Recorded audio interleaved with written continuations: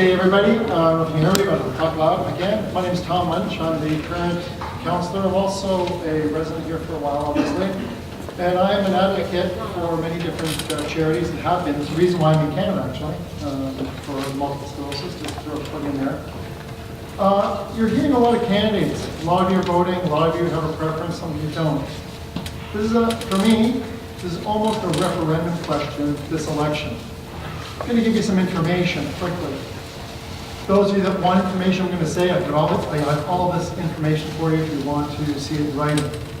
4 days ago, the Fraser Institute came out with a report.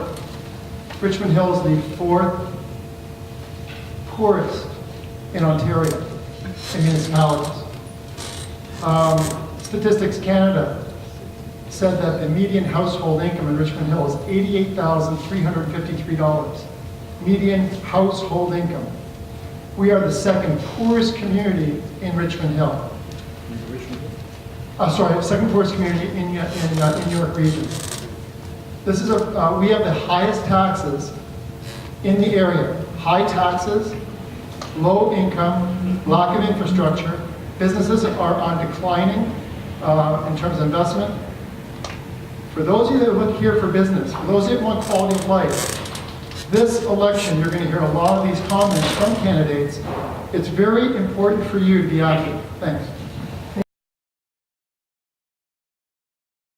Question, how do you regard the town's heritage buildings?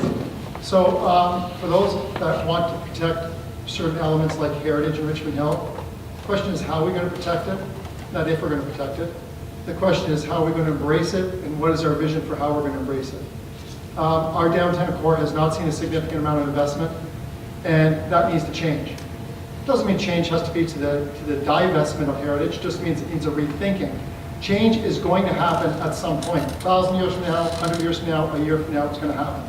In 15 years, we have not had since 2008, there hasn't been one major development in our core. If you look at Vaughan and Markham in comparison, you'll see a lot of different change that's happened. Look, for example, Markham, what they did on Highway 48. So we need to take a look at absolutely protecting what we need to protect, making sure it's in line with our future growth plans.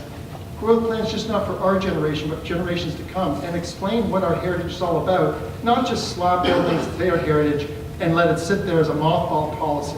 So I'm going to say to embrace heritage, put a process forward in which we're going to allow it to be invested in, because the people, if they buy a property that's derelict, or if we don't help it as a government, which means more taxes, is that really our priority over other things?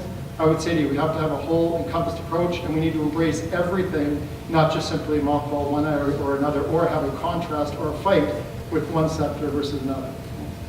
Thank you.